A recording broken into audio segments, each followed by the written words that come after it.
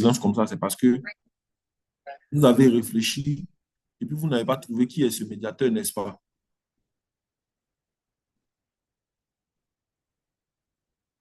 Mais dites-moi quelque chose.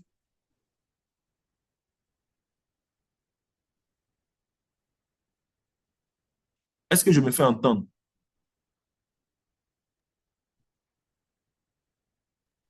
Moi, j'avais été déconnecté. Je viens juste de me reconnecter. La connexion est un peu bizarre ici. D'accord, j'étais en train de dire, tout ce que j'ai eu à dire, c'est vraiment pour mettre l'emphase sur le fait que dans le Nouveau Testament, le Christ Jésus est pleinement révélé comme le Messie promis, comme le Fils de Dieu qui s'est incarné et comme le seul médiateur entre Dieu et les hommes. Et je disais comme ça, s'il y a des étudiants de GBio qui ont déjà lu quelque part ou bien entendu quelque part qui est un autre médiateur entre Dieu et les hommes, qu'ils ouvrent le micro et qu'ils nous parlent de ce médiateur ou bien de cette médiatrice. Ah, il n'y en a pas. Il n'y en a pas, non? La Bible Donc, est ça veut dire claire. que là, nous sommes tous d'accord avec ça. Il est le seul. Yes. C'est tout ce que je voulais entendre. Souvent, on peut ne pas être en phase sur quelque chose. Moi, je crois en quelque chose, quelqu'un d'autre ne croit pas en ça. Et comme j'ai dit, on n'est pas à l'église ici.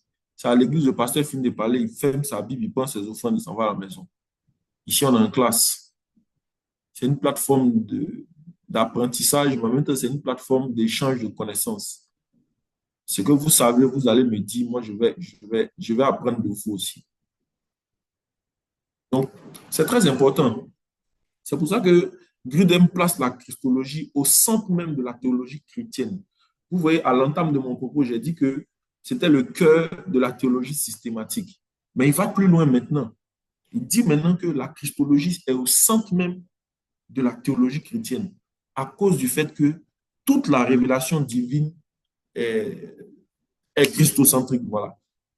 Donc, il ne va pas seulement placer la christologie dans le canevas des études, c'est-à-dire que bon, la christologie, là, on va en faire un cours, on va étudier et puis voilà, on se passe de ça. Non, il va au-delà. Il dit au-delà de la théologie systématique, au-delà des études qu'on peut faire là-dessus, la christologie même là, c'est le centre même de la vie chrétienne. Parce que toute la révélation, tout ce qu'on apprend en tant que chrétien, tout ce qu'on apprend en tant que pasteur, tout ce qu'on apprend en tant qu'étudiant, tout ce qu'on apprend en tant que disciple, toutes ces choses-là, il dit toute la révélation divine même, elle est concentrée autour de la personne de Christ, donc elle est christocentrique. Donc vous voyez qu'il soulève deux notions. D'abord, il soulève l'importance de la chose dans les études, dans la théologie systématique. Il dit que ça nous facilite la vie. Si on comprend la christologie, ça nous permet de comprendre toutes les autres ramifications qui sont autour qui sont autour même des études théologiques. Maintenant, il laisse les études théologiques de côté. Il vient et puis il nous dit que la christologie, là, quand bien même c'est bon pour comprendre dans les études, mais dans la vie chrétienne, même dans notre vie chrétienne, comprendre la christologie, c'est le centre même de notre vie chrétienne. Parce que toute la révélation pour laquelle on vit, en griffe, pour laquelle on est chrétien, se concentre dans la christologie. Donc, il soulève ces deux éléments-là comme étant des éléments importants pour lesquels nous devons faire ce qu'on est en train de faire. Bon, il y a un message dans le chat, très bien compris. OK. Faire ce que nous sommes en train de faire. Donc, à l'entame de nos propos, on a dit que nous allons définir ce que c'est que la christologie. Vous avez donné des éléments de définition qui viennent corroborer ce que Grudem donne comme définition. Et donc, le deuxième volet, c'était de parler de l'importance de cette christologie-là. Donc, ce sont ces deux notions importantes qui relèvent, parler de l'importance de la christologie. L'importance dans les études systématiques, dans les études théologiques, l'importance même dans la foi chrétienne. Donc, comme j'ai dit, la christologie est au centre. C'est au centre. Donc, il soulève ces deux éléments-là comme étant des éléments importants nous permettant de comprendre Il soulève ces deux éléments-là comme étant importants pour le coup qu'on est en train de faire. Il va plus loin, il dit, une compréhension correcte de Christ protège contre les erreurs doctrinales, contre les hérésies qui ont marqué l'histoire de l'Église. Vous savez, il y a un gros problème qui est suscité aujourd'hui dans l'Église. C'est que les hommes et les femmes de Dieu n'apprennent pas de l'histoire. Mhm. Parce qu'en réalité, ce que la Bible dit, quand la Bible dit qu'il n'y a rien de nouveau sous le soleil, il n'y a vraiment rien de nouveau sous le soleil. Mhm. Tout ce qu'on est en train de voir aujourd'hui là, des gens ont déjà vu ça avant nous. Tout ce qu'on est en train de dire,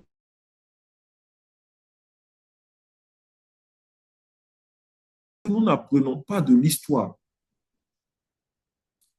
Des gens comme les Jésus seuls, s'ils avaient appris de l'histoire, ils allaient se rendre compte que la doctrine qu'ils prônent a été condamnée à un moment. À un certain moment de l'histoire de l'Église, cette doctrine a été condamnée. Il y a eu des conciles. Ils ont parlé de ça dans ces conciles-là. Mais ils ne veulent pas apprendre de l'histoire. L'histoire nous enseigne.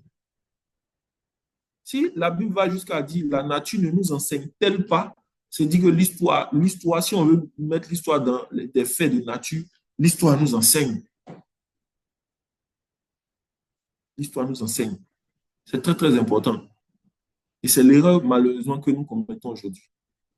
Si je vous ai dit l'année dernière que de notre temps, des 2 derniers siècles-là, des, des prophètes connus, peut-être que il y a des prophètes qui sont dans des villages qui sont très dangereux, mais on ne les connaît pas malheureusement. Je dis des prophètes connus comme William Marion Branham, peut-être qu'il n'y en a pas. Ce gars-là, Dieu avait déversé une dose d'onction sur lui qui était terrible. Mais à un moment, Branham a décidé de sortir de son registre prophétique pour devenir docteur, devenir enseignant. Et le gars a commencé à dévier. Malheureusement, on connaît la fin de Branham et on voit aujourd'hui ce que ça a créé comme conséquence. Mais si Branham avait appris de l'histoire, je pense qu'on n'en serait pas là aujourd'hui en train de combattre la secte branhamiste. Parce qu'il n'a pas appris de l'histoire, il ne s'est pas rendu compte que comment on appelle, la doctrine qu'il développe, en fait, avant lui, il y a eu des gens qui ont développé ces aspects-là, qui ont été rejetés et condamnés par l'Église. S'il le savait, il n'allait pas se fatiguer, ou bien quand bien il allait penser qu'il a une révélation particulière, il allait réaliser que faut que je fasse attention à cette soi-disant révélation que je viens d'avoir. Mais la vie n'est pas simple comme ça. Moi, honnêtement, je crois à l'action du Saint-Esprit. Je crois en la révélation spécifique de certaines choses que le Saint-Esprit nous révèle. Mais au stade de ma compréhension de l'Écriture, il est plus aisé pour moi de découvrir et d'avoir ce que vous appelez des rémas, sur la base de ce que le Saint-Esprit a déjà révélé à mes pères ou bien à des gens avant moi dans la foi qui ont écrit. Parce que les histoires de révélation, c'est trop sensible. Ça varie d'une personne à une autre. Hier, comme ça, j'ai eu un échange tendu avec un pasteur de mon église sur un sujet d'ordre doctrinal. C'était très, très tendu. Et puis, il me dit comme ça que, en tout cas, le Saint-Esprit qui est en moi, le Saint-Esprit me confirme que ce que je dis est la vérité. Je lui ai demandé, il dit donc, il y a 2 Saint-Esprits.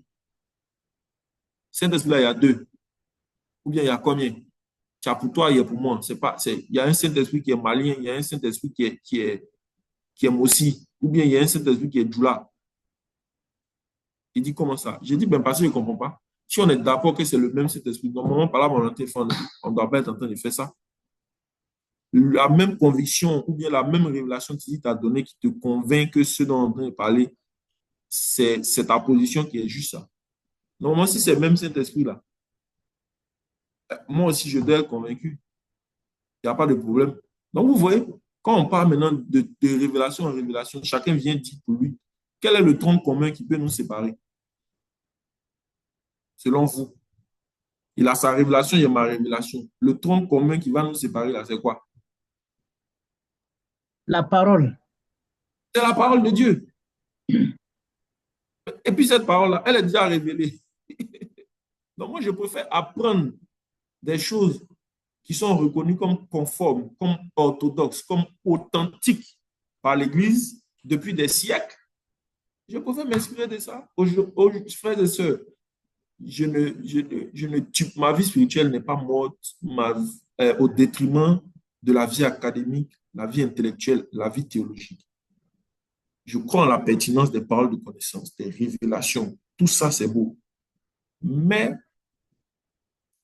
pendant ce coup-là, je peux prophétiser les yeux ouverts.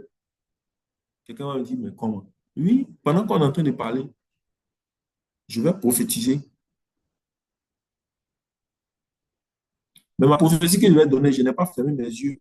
Je n'ai pas eu une illumination.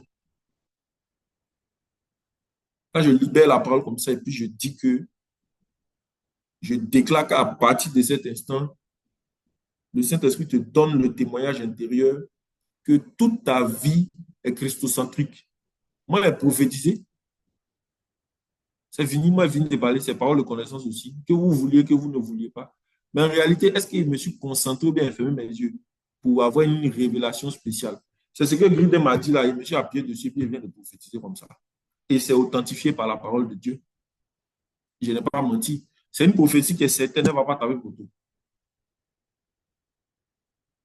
Quand je ne reçois rien comme illumination, puis je prophétise, je déclare que la maladie qui s'est installée dans ton corps n'a pas sa place dans ton corps. Je déclare sur la base de ton être régénéré que cette maladie ne progresse plus. Moi, je n'ai pas eu une illumination. C'est la Bible qui dit, ce n'est pas moi qui ai dit. Donc, en réalité, je vous ai dit que moi, je suis paresseux. Donc, quand on est paresseux là, on trouve toutes les stratégies pour raccourcir son travail. Pourquoi les gens veulent se fatiguer aujourd'hui à vouloir suivre des tendances prophétiques? euh, En fin de compte, si vous écoutez bien, vous allez vous rendre compte que toutes les prophéties sont les mêmes, d'un homme de Dieu à un autre. Ils prophétisent tous la même chose, comme s'ils se sont appelés ou bien ils se sont envoyés des messages. Donc en réalité, ce n'est pas ça. Ce n'est pas ça. Donc c'est pour ça que Grudem dit que la compréhension correcte de la christologie dont on est en train de parler, ça va nous protéger contre les erreurs doctrinales, ça va nous protéger contre les hérésies qui ont marqué l'histoire de l'Église. Donc, frères et sœurs, moi, je vous exhorte non pas à être paresseux comme moi, mais à mettre des stratégies sur pied pour que l'histoire vous instruise, l'histoire vous enseigne. Il y a des choses que vous allez faire. Posez-vous les bonnes questions. Est-ce que cette chose que je vais instituer dans l'Église, est-ce que autrefois, il n'y a pas eu de discussion là-dessus, est-ce que autrefois, comment les pères de l'Église, parce que, je ne sais pas si j'ai bonne mémoire, mais vous savez que à la suite des apôtres, il y a eu les pères apostoliques. Ce sont des apôtres qui ont marché avec les apôtres. On suit, hein?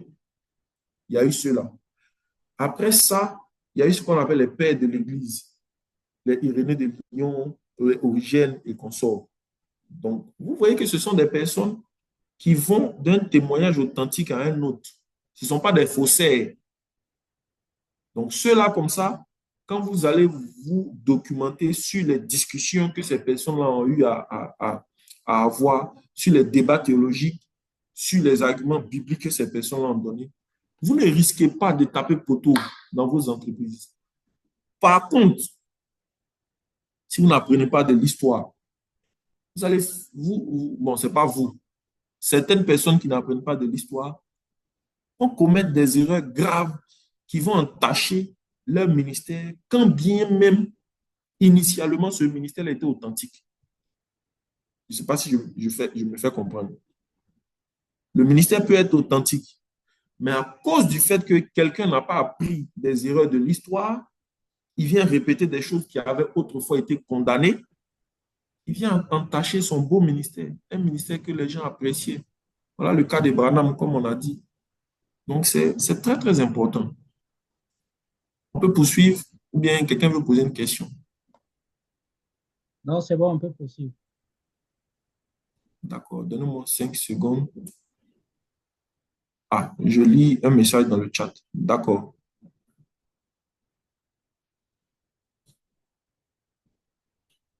OK. Donc, le deuxième aspect que nous devons voir dans notre session, dans notre première session, c'est de parler des objectifs de notre cours et de notre méthodologie, c'est-à-dire quelle est la méthodologie qu'on va avoir pour structurer notre cours. Donc, comme objectif, notre objectif même a un rapport avec la définition, hein. Donc, le cours va viser à approfondir notre connaissance sur la personne, premièrement sur la personne, ensuite sur les offices de Christ. Donc, l'objectif sera d'approfondir notre connaissance sur qui est Christ, c'est-à-dire la personne, que fait, qu'a fait Christ et que fait Christ encore. Donc, ça rejoint la notion des offices de Christ. C'est ça l'objectif du cours. Mais pour ce faire, on va s'appuyer sur l'étude des Écritures, premièrement. Parce qu'on ne peut pas venir faire un débat théologique en sortant les arguments théologiques que les gens ont avancés au fil des siècles. Tout débat théologique part de deux choses. Qui connaît les deux choses? Ils font la crédibilité d'un débat théologique. Francine, tu as la parole.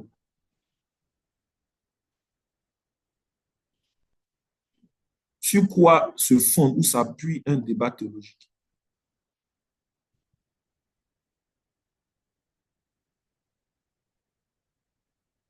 Fabiola, tu as la parole. Francine fait comme si elle n'entend plus.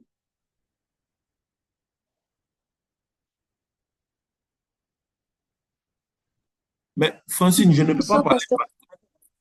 Pourquoi toujours tu ne peux pas parler? Je vais prier pour toi après. Oui, Fabiola, vas-y.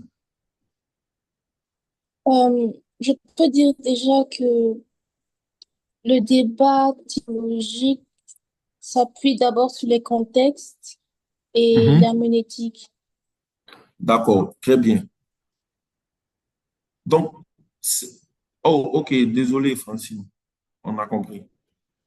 Donc, c'est une réalité, c'est une notion. Mais si on part du principe de contexte et d'herméneutique sur lequel s'appuie un débat théologique, je ne sais pas comment je vais formuler ça. Parce que l'herméneutique en elle-même, c'est une branche de la théologie. Donc, c'est comme si on dit que la théologie s'appuie sur la théologie. L'étude des contextes, l'analyse contextuelle, c'est une branche de la théologie, c'est une branche de l'exégèse. Donc, c'est comme si on dit que le débat théologique s'appuie sur une branche théologique. Bon, c'est pas mal dit, c'est une partie de la vérité, mais en réalité, les deux éléments fondamentaux sur lesquels s'appuie une discussion théologique sur un sujet important comme la christologie, c'est d'abord l'étude des Écritures. C'est dans les Écritures que c'est la Bible qui nous révèle la réalité, ou si vous voulez, la vérité de qui est Christ, que fait Christ. Ce n'est pas d'abord la théologie, c'est la Bible. Donc, le premier élément, c'est l'étude des Écritures. Le deuxième élément, c'est le témoignage interne et externe du Saint-Esprit. Vous allez vous rendre compte que quand vous allez étudier en profondeur les textes, en ayant l'idée ou bien en ayant l'approche christologique, découvrir qui est Christ, qu'est-ce que Christ a fait ou qu'est-ce qu'il fait encore, le Saint-Esprit va vous donner un témoignage intérieur. Les choses que vous allez découvrir, il va soit les confirmer, soit les infirmer. Il y aura un témoignage externe. Le témoignage externe de nos jours, c'est de mettre en relief vos découvertes à côté de ce que les autres ont découvert avant vous. Quand vous comparez, vous voyez que ce que je découvre là, ce n'est pas ce que 10 personnes ont découvert. Je m'en ai fouillé encore. Forcément, c'est ce que je dis. Il n'y a pas un Saint-Esprit malien et un autre qui est ivoirien. C'est le même Saint-Esprit là. C'est la même conviction qui va mettre dans les différents cœurs. Donc, vos recherches vont arriver à la même conclusion que ce que le Saint-Esprit a déjà révélé. Donc, faire une étude théologique sur un sujet sans se baser sur la grâce de Dieu et puis la dépendance au Saint-Esprit, c'est voué à l'échec. Ça devient un travail purement académique. Voilà, c'est mieux dans ce cas, on va aller faire le concours de CAFOP à Abidjan ici et puis on va devenir des instituteurs. Je vous disais l'année passée que si on a le malheur de dissocier nos études théologiques du Saint-Esprit, à ce moment-là, notre théologie va se baser sur des discours, on va être des bavardeurs, on va parler dans le vide, mais ça n'aura pas de pertinence, ça n'aura pas d'efficacité. Et je vous ai donné le témoignage de la Sati en Inde, où on brûlait les femmes. Quand le mari meurt, quand on doit brûler le corps, sa femme, qu'elle soit vivante ou pas, on la brûle avec le mari. On dit qu'elle doit aller continuer son ministère de femme dans l'au-delà. Donc, vous qui n'êtes pas encore mariés, réfléchissez bien les sœurs. Fabiola, tu vas bien réfléchir, non? Francine, vous avez bien réfléchi. C'est ce qu'on faisait à nos sœurs en Inde là-bas. Ce n'est On pas va réfléchir. ce n'est pas un grand prophète ou bien un grand prieur qui est parti là-bas pour que la sati soit abolie. C'est un théologien baptiste qui est parti là-bas. Les William Carey et consorts, c'est eux qui sont partis là-bas. Ils ont démontré que la théologie que les gens faisaient là, ça ne venait pas de Dieu. Maintenant, la question qui se pose, est-ce que vous pensez que si leur théologie était basée seulement sur des discours, s'il n'y avait pas la puissance du Saint-Esprit qui soutenait les discours que ceux-là ils donnaient là, qui allait les écouter? Tu viens et puis tu dis que, bon, notre théologie, même dans les... Bonsoir. Bonsoir. Oui, bonsoir. Francine, fais attention à ton micro, s'il te plaît. S'il venait et puis il disait que, bon, vous savez, même dans les religions polythéistes de l'époque, on ne brûlait pas forcément tous ces longs discours-là. Qui allait les écouter? Mais c'est la puissance du Saint-Esprit qui vient pour soutenir l'œuvre théologique de ces personnes-là, qui a convaincu les personnes jusqu'à ce que la sati soit abolie en Inde. Est-ce que vous me comprenez même? Donc, dissocier un travail théologique de l'œuvre du Saint-Esprit, c'est un travail d'instituteur. C'est comme si vous êtes instituteur. Voilà. Or, nous sommes des pasteurs, nous ne sommes pas des instituteurs. Ce que nous prêchons, ce que nous enseignons de manière théologique est soutenu par l'œuvre et la puissance du Saint-Esprit. Je me fais comprendre, non? Donc, ce sont les deux choses. Oui, tout à fait. S'appuyer sur l'étude des Écritures, s'appuyer et dépendre totalement du Saint-Esprit. Donc, c'est ce qu'on va faire pour approfondir notre connaissance, quand bien même nous sommes à une introduction, parce qu'on m'a demandé d'introduire le cours sur la christologie. Comme moi, j'ai besoin d'argent, et puis j'ai besoin d'avoir d'autres cours avec vous, je ne vais pas vous donner tous mes docs. Je ne vais pas tout vous expliquer. Sinon, demain, GBio va pas m'appeler pour me donner un autre cours, pour me donner un peu d'argent pour que je puisse manger à mes enfants. Donc, on va introduire avec les grandes notions. Le reste, là, je vais garder. Vous êtes d'accord avec ça? D'accord. Non. Moi, je ne suis pas d'accord. Paul, toi, tu es d'accord avec ça? Quand même. Vous n'êtes pas d'accord? Bon, ok. Donc, on va donner tout. Je vais vous donner tout On en même temps. accepte et notre cœur reste ouvert. D'accord. Même pas de problème. On veut que vous donnez tout et puis peut-être que la classe va se voir et puis on va faire une offrande. Ah, Dieu merci. Je vais donner le meilleur de moi-même. De toutes les façons, c'est avec beaucoup d'amour et de passion que je donne le cours. Ça Donc, se sent, pasteur. c'est le meilleur de moi-même que je vais donner. Donc, il n'y a vraiment pas de problème. C'était pour détendre un peu l'atmosphère. Donc, on va approfondir nos connaissances à ce sujet-là. On va s'appuyer sur les Écritures.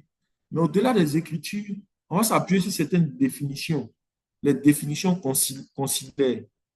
C'est-à-dire, lors des conciles, là, ce sur quoi les gens ont débattu, il y a eu des problèmes. C'est vraiment parce que il y a des problèmes que les gens passent au débat. S'il n'y a pas de problème, on ne va pas avoir débat. En Côte d'Ivoire, Oufoué disait asseyons-nous et discutons. Il dit asseyons-nous et discutons, c'est parce qu'il y a un problème qu'on doit s'asseoir et puis discuter. Donc, c'est ce qui s'est passé. Et quand ils ont fini de discuter, après ces conciles-là, ils ont fait des définitions. Par exemple, la déclaration des apôtres, ou si vous voulez, la déclaration de Nicée, c'est après un concile. Je crois en Dieu le Père. Tout ce que vous récitez là, c'est après un concile. Ils ont fait cette déclaration-là. Donc, on va baser notre étude sur les Écritures, mais également sur les différentes définitions des conciles, qui sont sortis des conciles, mais également sur les contributions théologiques au fil des ans. Bon, parlant de contributions théologiques, là on s'appuie déjà sur ce que Grudem a fait depuis le début du cours Sotériologie, Christologie. Donc, ça, c'est une contribution théologique. On va s'appuyer sur d'autres contributions théologiques pour approfondir nos connaissances. Voilà. Donc, c'est un peu la méthodologie que nous allons avoir lors de cette étude-là. Donc, c'est notre objectif général, l'approfondissement de nos connaissances. Mais dans cet objectif général, ou si vous voulez, c'est notre but, mais qui est défini en plusieurs objectifs spécifiques. Le premier objectif spécifique va nous permettre de comprendre la double nature du Christ. Parce que j'ai une question. Est-ce que vous pensez que les deux natures de Christ étaient, comment je peux formuler ça? Je ne sais pas si je peux dire unies. Est-ce que les deux natures de Christ étaient regroupées, étaient unies? Est-ce que vous le pensez? Oui. D'accord, il y a un oui. Oui, pour moi aussi. Oui, d'accord. Bon, peut-être que je formule mal la question. Ce que j'entends par unir, regrouper, c'est-à-dire que c'était mélangé. Il était pleinement homme et pleinement Dieu. Mais quand vous dites qu'il était pleinement homme et pleinement Dieu, vous êtes en train de dire que ces deux natures étaient distinctes. On pouvait les distinguer, on pouvait les voir clairement. Pleinement homme, pleinement Dieu. Ah, ok. Donc, vous voyez que là, il y a une petite nuance dans les jeux de mots. Hein. Ah, ok, d'accord, ok. Oui, oui. Et les théologiens de l'époque ne passaient pas à côté des petites nuances dans les jeux de mots. Je sais que vous savez clairement que Jésus était pleinement homme, pleinement Dieu. Mais quand on pose la question de manière frontale comme ça, est-ce que ces deux natures étaient unies? Plusieurs disent oui. C'est quoi la notion d'union ici alors, c'est quoi? Regrouper. Bon, unis, on va voir ça un peu. Mais je veux dire regrouper, de sorte à ce qu'elles ne soient plus distinctes. Pourtant, c'est clairement établi que les deux natures sont distinctes, n'est-ce pas? Oui, c'est ça. Bon, Oui, oui, ouais, c'est ça. oui, c'est ça, oui, tout à fait. Voilà, donc, je sais que ce à quoi vous pensez, vous dites oui, vous vous dites, mais c'était dans le même corps, voilà. Ça, on va voir ça plus tard. Mais la notion de regrouper ici ne fait pas allusion au fait que tout était concentré dans le même corps. Non, ce n'est pas de ça qu'il s'agit. On parle de ce qui nous permet de dire que c'était distinct. D'autres n'arrivent pas à expliquer clairement en quoi est-ce que ces deux natures-là sont distinctes. C'est ce que nous, on va essayer de comprendre pour nous permettre de comprendre mais également de pouvoir expliquer aux autres. Et quand on comprend quelque chose, c'est pour pouvoir expliquer aux gens. Donc, c'est notre premier objectif spécifique, comprendre la double nature de Christ. On va explorer son humanité, on va explorer sa divinité. Et pour ce faire, j'ai dit, on allait s'appuyer sur certaines définitions. On va s'appuyer sur la définition de Chalcédoine. Après ça, on va analyser ses offices de prophète, ses offices de prêtre, bon, son office de prophète, de prêtre et de roi. Mais ça, on va le faire à travers les Écritures et puis la tradition théologique, pardon. Ensuite, on va identifier et puis réfuter les hérésies christologiques, c'est-à-dire toutes les grandes hérésies qui ont marqué l'histoire. Je pense que vous les connaissez un peu. Hein. apollinarisme, nestorianisme, voilà, le monophysisme, tout ça, et plein d'autres hérésies. Donc, on va essayer de les identifier, en tout cas les hérésies majeures, on va les identifier et on va les réfuter. C'est-à-dire, on va discuter de comment l'Église a rejeté ces choses-là. Et si le temps nous le permet, peut-être que on va, on va essayer de faire une mise en examen, c'est-à-dire, on va réfléchir sur les églises, les courants et puis les mouvements religieux de notre époque. Quelle est leur doctrine? Quelles sont leurs doctrines? Qu'est-ce que ces personnes-là pensent? Et puis, on va voir si ce ne sont pas des choses qui ont été condamnées, qui ont été taxées d'hérésie dans le passé. Vous allez voir que ça serait un exercice très intéressant. Très, très intéressant. Je disais à mon épouse que, chérie, vraiment, dans cette affaire de pasteur-là, c'est que moi, mon malheur, c'est d'être parti à l'école. Pour la simple et bonne raison que des choses qui paraissent normales et évidentes pour, en griffe, le corps du Christ. Mais quand je découvre sur quoi sont fondées certaines doctrines, je suis en pleurs, je suis en panique. Parce que c'est tout sauf la vérité biblique. Donc souvent, moi-même, je regrette un peu d'avoir étudié ça. Il y a de bons aspects qui ressortent des études théologiques, mais en même temps, il y a de très mauvais aspects parce que ça vous rend très exigeant. Exigeant dans le sens où, même quand un message est prêché, au lieu de capter la pensée de Dieu qui est dégagée dans ce message, parce que vous avez étudié certaines choses, ça vient inconsciemment et automatiquement, vous commencez à avoir des réflexes. Mais non, ce qu'il dit là, c'est hors du contexte. Ce n'est pas le contexte, mais ce qu'il vient de dire là, c'est une déclaration qui n'est pas biblique. Au XIIIe siècle, telle personne a eu à dire cette chose. Vous allez commencer, vous seul, à cogiter comme ça. Et puis, voilà. Donc, il faut faire très, très attention pour trouver l'équilibre entre, voilà, je me fais comprendre, non? Oui, oui. Oui, oui, oui. Voilà. Tout à fait. Soyez équilibrés. Il va arriver des moments où des gens vont prêcher des choses. Effectivement. Vous savez que ce n'est pas la vérité. Mais ce qu'il a dit, qui n'est pas la vérité, ça peut être corrigé. Vous allez le reprendre dans l'amour une fois, deux fois. Mais quand vous vous rendez compte que le message de la personne, on ne peut plus dissocier le message de la personne. Je le disais, de la même manière, on ne peut pas dissocier Jésus de son message. On ne peut pas dissocier un message de son prédicateur. Ce qu'il prêche avec insistance, c'est ce qu'il est. Donc, quand vous allez vous rendre compte que cette église ou bien ce message-là, ce messager-là est arrivé à ce niveau-là, bon, à ce moment-là, voilà. Mais en tout cas, gardez votre équilibre. Tout le monde n'est pas diabolique. Certains qui prêchent, c'est à cause de l'ignorance ou bien des erreurs théologiques. Ce n'est pas parce qu'ils sont diaboliques. Donc, gardez votre équilibre. Quand bien même vous allez avoir un paquet d'informations, beaucoup d'informations, les outils pour pouvoir faire l'exégèse, tout ça, gardez votre équilibre. On est d'accord, non? Oui, sans faute. Parce qu'aujourd'hui, voilà, Fabiola vient de m'enseigner sur herméneutique. Oui, on approfondit le débat théologique grâce au contexte, à l'analyse contextuelle, grâce à l'herméneutique. Moi, on me dit, ouh, ah, C'est fort. c'est fort. Tout le monde est devenu théologien actuellement. Là. Donc, mais soyez équilibrés, s'il vous plaît. Soyez équilibrés. Donc, le dernier objectif spécifique sera d'évaluer les implications doctrinales de la christologie pour la sotériologie. Vous me comprenez? Les implications doctrinales qui vont découler de notre cours de christologie là.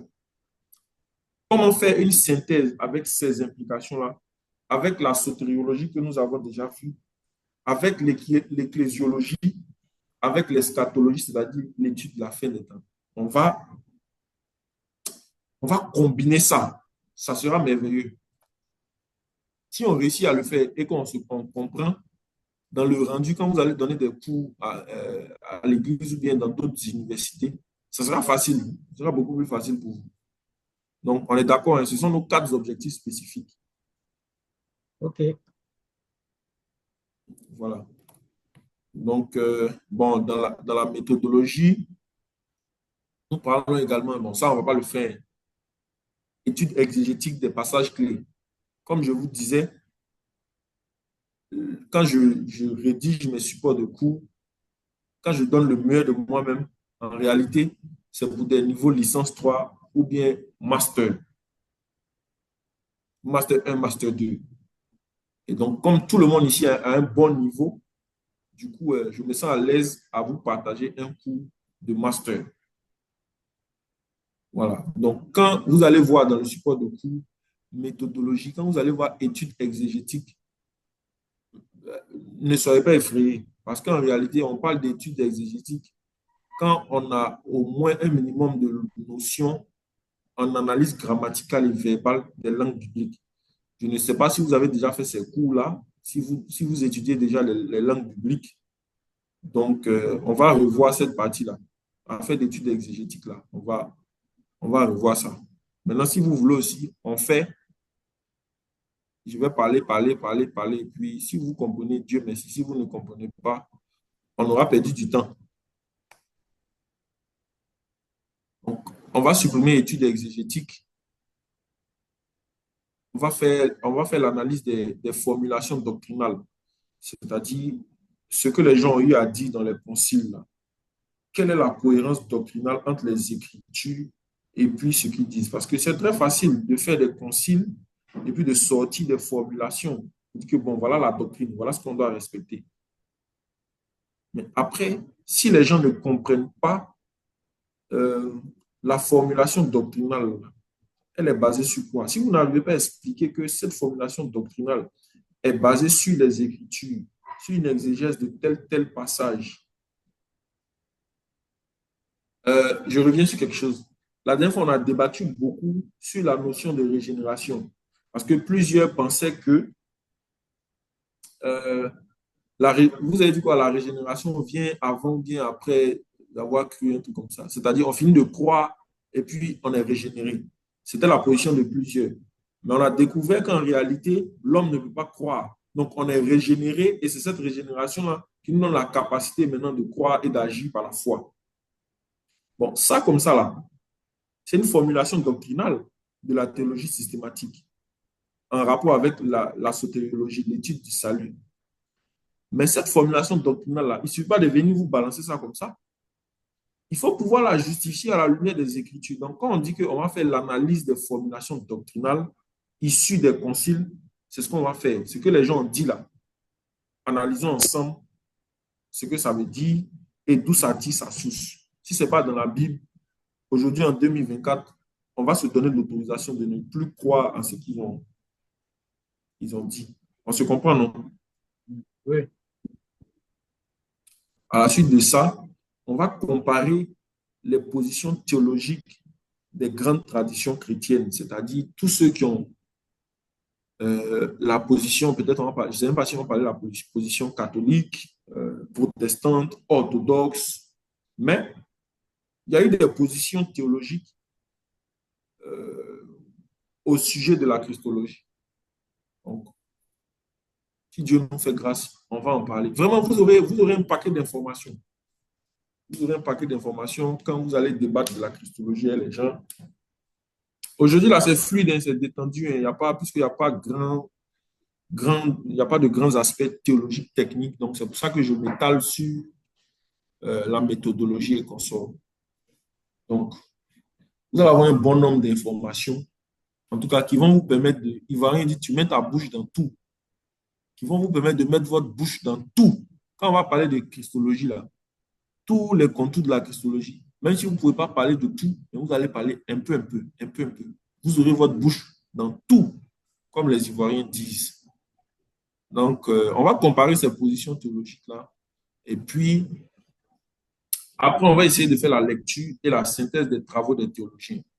Bon, là, ce qu'on fait depuis le début, C'est une lecture et puis une synthèse des travaux de Grudem. Mais on va essayer de voir, si le temps nous permet, Jean Calvin. Vous avez déjà entendu parler de Jean Calvin qui a Oui, donné. oui, oui, oui, oui, oui, tout à fait. On va essayer de voir. On va essayer de voir Berkhoff et plusieurs autres théologiens. En tout cas, on va s'arranger. On est ensemble, non? Ouais, 5 sur 5. Oui, oui. D'accord. Essayons d'aborder quelques notions des grandes questions qui ont été abordées sur la nature et l'œuvre du Christ. Donc, c'est ce qu'on va voir. En plus de tout ce que nous avons déjà dit, nous allons voir dans ce cours et nous allons essayer de traiter les deux aspects fondamentaux de la Christologie. Ça, c'est le basique, tout le monde connaît ça. Le premier aspect fondamental, la nature de Christ. On va essayer de comprendre comment on peut comprendre l'union des natures divines et humaines. C'est de ça qu'on parlait tout à l'heure. On n'a pas trouvé le bon mot pour dire est-ce qu'elles se regroupent ou bien il y a une union. Voilà. On va le comprendre tout à l'heure. Donc, comment peut-on comprendre l'union des natures divines et humaines en une seule personne? Vous connaissez le mot théologique, la formule théologique, l'union hypostatique. Donc, on va parler de l'union hypostatique. Comment se fait-il qu'une seule personne, on doit essayer de comprendre comment une seule personne peut avoir en elle la nature divine pleinement et la nature humaine pleinement en une seule personne. C'est ça. C'est ce que les théologiens appellent l'union hypostatique. L'union, comment? Hypostatique. Ok. H-I-P-O statique. C'est collé. Union hypostatique. C'est-à-dire l'union des deux natures. La nature divine, la nature humaine en une seule personne. Donc, toujours dans le premier aspect fondamental qui est de parler de la nature du Christ, en plus de l'union hypostatique, on va essayer de voir quelle est la signification de l'incarnation dans cette nature du Christ-là. Et le deuxième aspect fondamental que nous allons essayer de voir, c'est l'œuvre du Christ. Qu'est-ce que Christ a accompli dans son ministère terrestre? Qu'est-ce qu'il a accompli dans sa mort? Qu'est-ce qu'il a accompli dans sa résurrection? Et pour nous aujourd'hui, quelle est la portée de son œuvre pour nous et aussi dans l'eschatologie, c'est-à-dire dans la fin des temps? Quelle est la portée de l'œuvre de Christ? Est-ce que l'œuvre de Christ s'est arrêtée à sa mort? Est-ce que l'œuvre de Christ s'est arrêtée à sa résurrection? Est-ce que cette œuvre-là a encore une portée pour nous aujourd'hui? Est-ce qu'elle a une portée à venir dans la fin des temps? On va essayer de voir. Il y a un message dans le chat, permettez-moi de le lire, s'il vous plaît. Oh, c'est deux personnes qui rient seulement. Notre classe est intéressante apparemment. Ouais, très intéressant. Merci beaucoup. Donc, c'est ce qu'on va essayer de voir. Donc, vous allez vous rendre compte que ces questions vont toucher à des débats théologiques très, très importants.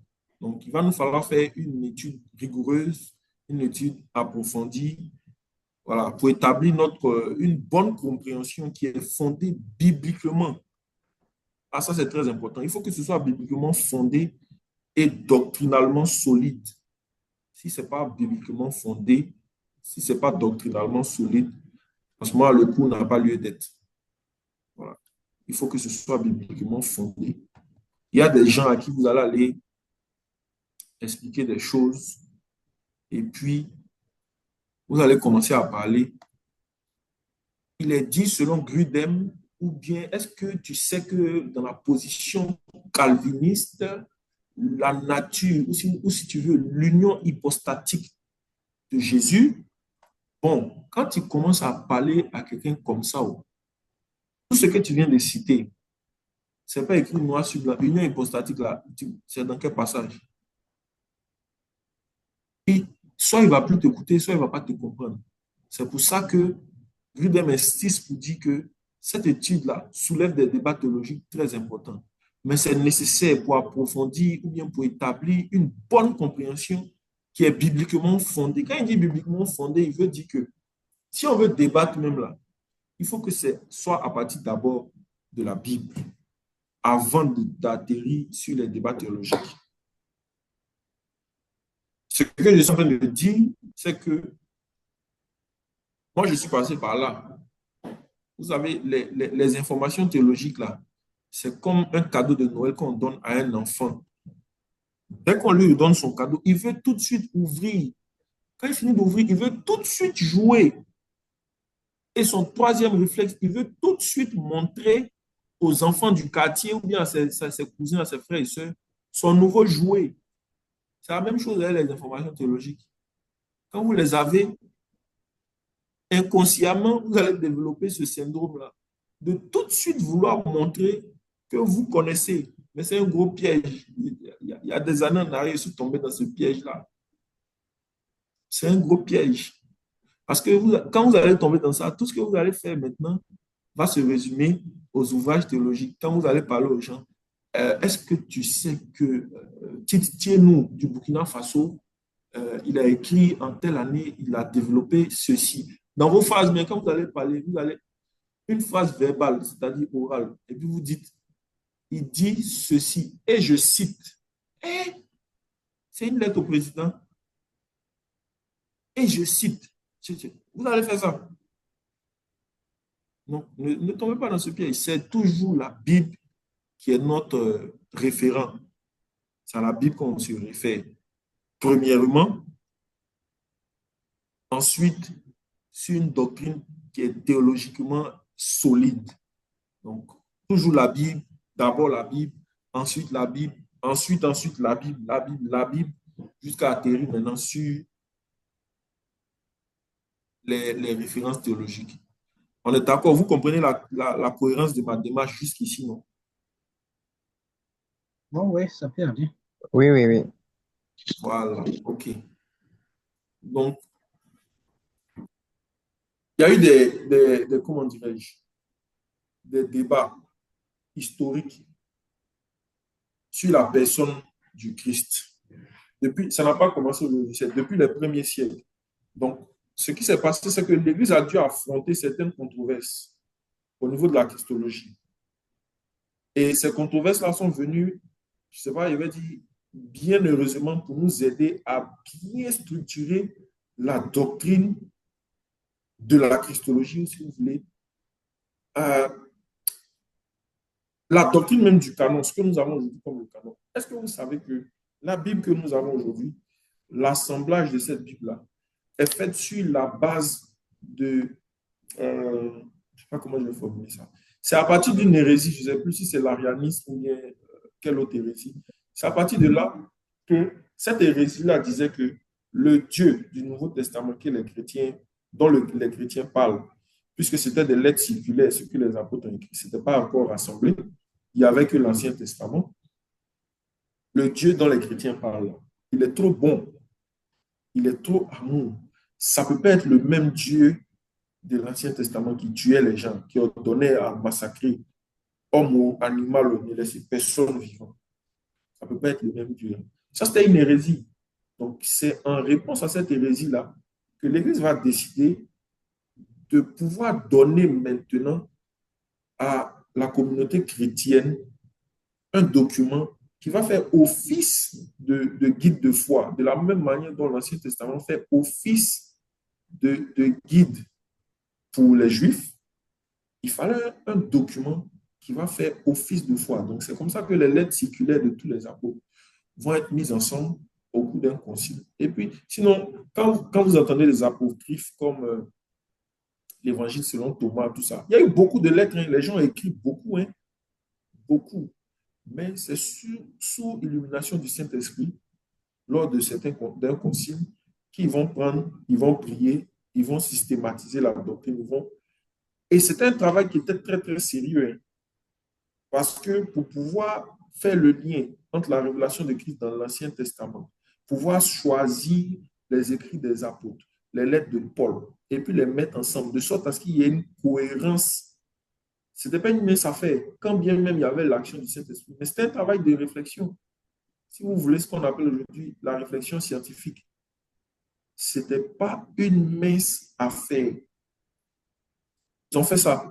Donc, vous voyez que à quelque chose, il ne va rien dire, à quelque chose, malheur est bon.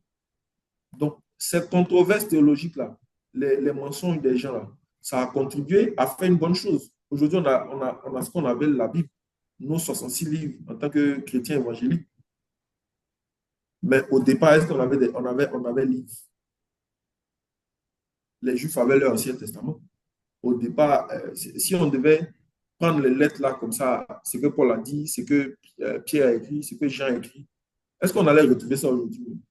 On allait lire séparé. Mais des gens ont travaillé pour mettre ça ensemble. Et puis on a ce qu'on a aujourd'hui. Donc vous voyez que les hérésies ont eu leur place. C'est pour dire que quand vous voyez, même aujourd'hui dans notre société, un homme qui est hérétique, dites-vous que c'est parce qu'il y a un but à atteindre. Et ce but-là, peut-être, c'est vous qui devez l'atteindre, c'est vous qui devez corriger. Donc, le travail qu'ils sont venus faire avait pour but de corriger l'hérésie qui était donnée. Donc, l'hérésie a joué son rôle, non, n'est-ce pas? Donc, au nom de ces hérésies-là, nous allons essayer d'analyser ou bien de passer en revue 4. Donc, l'arianisme au IVe siècle. Qui a déjà entendu parler de l'arianisme?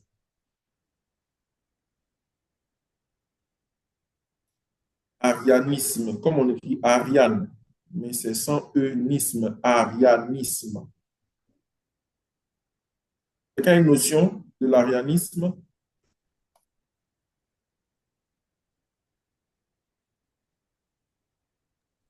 Non, non. D'accord. D'accord. Donc, ce qui va se passer, c'est que l'arianisme, c'est une hérésie qui va naître. Qu'est-ce que l'arianisme va enseigner?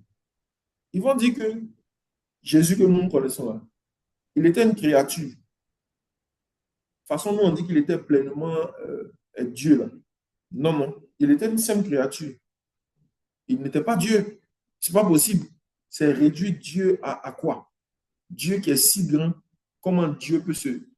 La Bible dit que en lui était corporellement quoi? Toute quoi? La plénitude de la divinité. L'arianisme dit le contraire. Non, non, non, ce n'est pas possible. Il est juste une créature. Donc, en 325, qu'est-ce qui va se passer au concile de Nicée? Ils vont condamner ça. C'est l'une des premières hérésies d'ailleurs même qui sera condamnée. Ce n'est pas possible. Ça veut dire que vous n'avez pas la révélation, vous n'avez rien compris aux lettres circulaires, à la systématisation de la théologie que Paul a eu à faire. Si vous dites que Jésus était une simple créature. Bon, aujourd'hui, pour nous, c'est facile, hein, parce que le travail a déjà été fait. On a la Bible, on lit, on comprend, n'est-ce pas? Oui, oui. Oui. Moi, je me mets souvent à leur place. C'est très facile de taxer les gens d'hérétiques. Mais souvent, je me mets à leur place. Là, je me mets à leur place. Peut-être qu'ils n'avaient pas compris.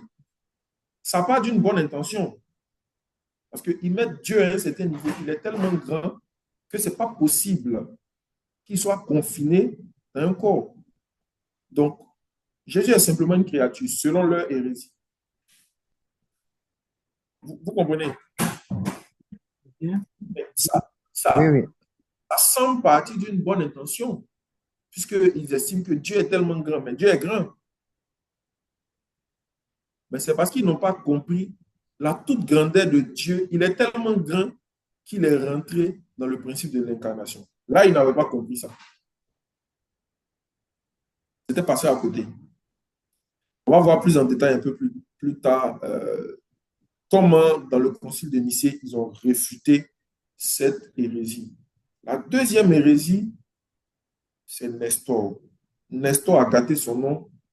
Aujourd'hui, le nom de Nestor est devenu le nom d'une hérésie. Nestorianisme. Vous connaissez quelqu'un qui s'appelle Nestor?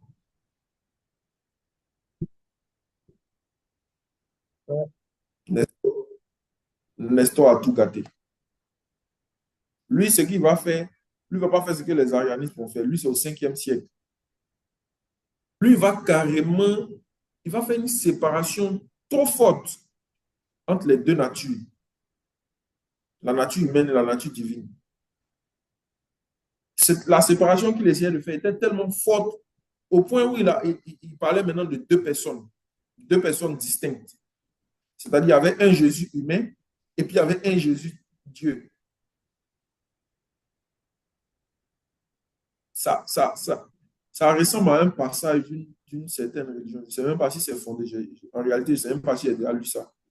Qui estime que le Jésus qui est parti sur la croix, c'est quelqu'un d'autre qui l'a remplacé. Je ne sais pas si je ne me trompe pas. Hein. Les anciens musulmans peuvent me corriger. Ouais, Ils l'ont ouais, substitué. c'est comme ça que c'est dit. Il dit que ça a Voilà. été substitué. Ils l'ont substitué. Ouais. C'est ce que Nestor a fait. Il a fortement séparé les deux natures. En fin de compte, à force de séparer les deux natures, c'est comme si c'est devenu deux personnes distinctes. Il y avait un Jésus humain, il y avait un Jésus Dieu. Ça, c'est une hérésie. Donc, qu'est-ce qui va se passer au concile d'Éphèse? Ils vont condamner cette hérésie-là. Pour dire, ah, non, non, non, c'est que toi aussi, tu n'as pas compris. Deux natures distinctes, mais qui opèrent dans une seule personne. L'union hypostatique. Nestor n'avait pas compris. Et au lieu de demander aux gens, il n'a pas voulu demander, il a créé pour lui. Voilà. Aujourd'hui, on parle mal de Nestor. C'est dommage. À la suite de Nestor et de son hérésie qui est devenue nestorianisme, il y a le monophysisme. Là aussi, il y a un danger. Il y a un danger dans le sens où le monophysisme vient pour enseigner que la nature humaine de Jésus, là, elle a été absorbée par sa nature divine. C'est-à-dire sa nature divine est tellement puissante qu'elle a absorbé sa nature humaine. Mais en ce moment-là, si c'est la vérité, si c'est ce que le monophysisme enseigne, ça veut dire que le salut de Jésus là ne pouvait pas être réel. Parce que pour que Jésus vienne sauver l'homme, il fallait qu'il soit corporellement homme, qu'il vive les mêmes réalités que les hommes, sentir les mêmes émotions que les hommes. En gros, il devait être 100% humain pour que le sacrifice soit parfait. Un humain parfait. Je ne sais pas si vous comprenez. Donc, quand on enseigne que sa nature humaine a été absorbée par sa nature divine, il y avait trop de puissance divine en lui qu'il n'y avait plus rien d'humain en lui. Ce n'est pas la vérité. Ce n'est pas la vérité. Parce qu'il était 100% homme, 100% Dieu. Donc, tout cela, les Ivoiriens disent, eux tous, ils tapaient pour tout. Ils passaient à côté. Et donc, c'est au concile de Chalcédoine en 451 que là-bas aussi, ils vont condamner le monophysisme. Je crois que le monophysisme, c'était Eutychès. Je ne sais pas si j'ai bonne mémoire, laissez-moi vérifier. C'était Eutychès. Donc, c'est ce qui a donné soit le monophysisme ou bien eutychianisme. Oui. Donc, c'est la même chose. Si vous voyez l'hérésie, le monophysisme ou bien l'eutychianisme, c'est la même chose. C'est cette hérésie-là. Nature divine a été absorbée par la nature humaine qui a été absorbée par la nature divine. C'est faux, ce n'est pas la vérité. Jésus avait les deux natures et ces deux natures étaient distinctes. Voici un autre aussi, Apollinaire, qui va affirmer autre chose. Lui, il dit que Jésus, il avait un corps humain, mais que son intellect, c'est-à-dire sa capacité de réfléchir, et puis son âme était remplacée par le logos divin, c'est-à-dire une autre âme qui émane du logos divin, du verbe de Dieu. Ça aussi, ce n'est pas vrai. Parce que les facultés intellectuelles de Jésus, là, c'était les facultés intellectuelles d'un homme normal. Donc, dans sa dimension humaine, il avait les facultés que vous avez là. Il avait les mêmes facultés que vous et moi. Quand on dit qu'à 12 ans, il confondait déjà les ceci, cela, les gens interprètent en disant que c'est parce que Jésus était Dieu, il connaissait toute la révélation. 12 ans là, qui pouvait confondre les gens. Peut-être que c'est la vérité, mais vous savez que c'est à 12 ans qu'on fait la bar mitzvah. La bar mitzvah des enfants, là, c'est-à-dire c'est leur introduction maintenant à la vie, à la société. Avant ça, là, ils sont comme les petits djoulas qui font madrasa, école coranique, là. Lecture coranique, ils te récitent le Coran, ils connaissent là. C'est ce qu'ils font, les enfants là. Donc, les réponses qu'ils donnaient aux vieux là, ils les éblouissaient tout simplement parce qu'ils avaient fait école coranique. C'est parce qu'il a fini école coranique là. Il a appris là. Jésus était un juif normal. Il est passé par tout le processus de la culture juive. Pourquoi on veut pas dire la vérité? Ça n'a rien de spirituel. Sa capacité intellectuelle là n'a rien à voir, n'a rien de spirituel pour lui permettre, n'avait rien de spirituel pour lui permettre de confondre les gens. Son âme, son intellect n'était pas remplacé par autre chose. Il était homme, 100%. Vous me comprenez, non? Oui, on essaie de suivre. Oui, Il oui. n'était pas homme, 100%. C'était de la tricherie. De la même manière dont le pasteur Traoré, le pasteur Paul, Fabiola, Francine, Élisée, de la même manière dont vous pouvez réfléchir parce que vous êtes homme, c'est de cette même manière Jésus réfléchissait, il était homme. Peut-être il y a des hommes qui ont un quotient intellectuel élevé, peut-être, mais ça ne veut pas dire que son intellect avait été remplacé par une puissance divine. Non. Si c'était ça, c'est qu'il avait triché. Il avait triché, il a trahi le Père en faisant croire au Père qu'il venait s'incarner pour être homme pleinement. Or, Jésus n'a pas triché. Jésus n'a pas triché. Il a accompli sa mission parfaitement. Donc, ça, c'est ce que Apollinaire va dire. Ça a donné l'apollinarisme. C'est comme hérésie. Ça aussi, ça va être condamné au concile de Constantinople. Peut-être que quand c'est dit comme ça, comme après on va bien expliquer, quand c'est dit comme ça, pour le moment, vous n'arrivez pas à vous projeter, à voir dans votre esprit qu'il y a certaines tendances religieuses de notre siècle encore qui pensent à des choses comme ça. Mais on va arriver. De la même manière que dans le cours de soteriologie, on est arrivé à des conclusions. On va arriver. On va comprendre. Donc, tous ces débats-là, quand vous les mettez ensemble, vous vous rendez compte que pratiquement le dernier grand concile, c'est le concile de Chalcédoine, le concile de 451. Tous les autres conciles ont eu lieu en 325, 381, 431. Donc, le dernier concile de 451, le concile de Chalcédoine. Bon, on va arrêter quelque chose maintenant par rapport à toutes ces spéculations-là. Donc, tous ces débats-là vont conduire maintenant à une définition. C'est ce qu'on appelle la définition de Chalcédoine. Et cette définition-là, jusqu'à aujourd'hui, ça reste une référence majeure pour comprendre la christologie. Je vais essayer d'ajouter la définition au cours. Je l'ai sous les yeux, mais je vais la mettre dans le support de cours. Je lis, hein. C'est un peu long, donc écoutez. Écoutez la définition de Chalcédoine. Nous enseignons unanimement, nous sommes tous d'accord, à confesser un seul et même Fils, notre Seigneur Jésus-Christ. Il est parfait en divinité. Il est parfait également en humanité.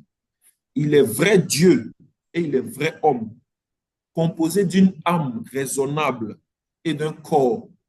Il est consubstantiel au Père selon la divinité et consubstantiel à nous selon l'humanité. Vous savez déjà ce que c'est que la consubstantialité.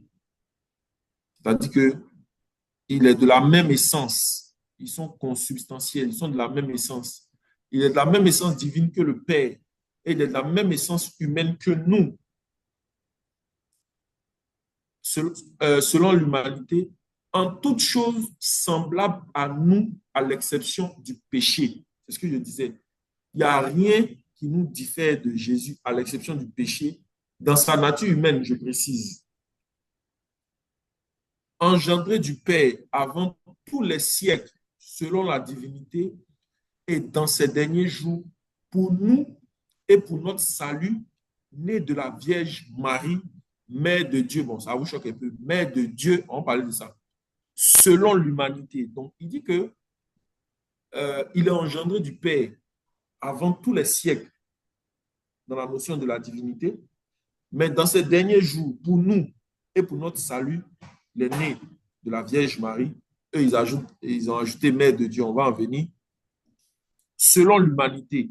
Parce que pour qu'ils viennent dans le monde, il faut qu'ils naissent selon les normes du monde. Ils ne pouvaient pas quitter au ciel comme une fusée fou et puis venir tomber. Ce n'est pas possible. Un seul et même Christ, Seigneur, Fils unique, reconnu en deux natures. Là, maintenant, ça devient sérieux. En deux natures, sans confusion. Sans changement. Changement dans le sens où il y avait d'autres hérésies, hein, je n'ai pas voulu les marquer, mais d'autres disaient que l'aspect divin de Jésus là, a grandi. C'est-à-dire qu'il y a eu changement, il y a une certaine croissance. Or, c'est faux. Dès le départ, il était 100% homme, il était 100% Dieu. C'est ce qui revient un faux enseignement christologique qui dit que il était Jésus, mais il est passé dans une autre dimension, la dimension christique. Oh, ça c'est quitté où?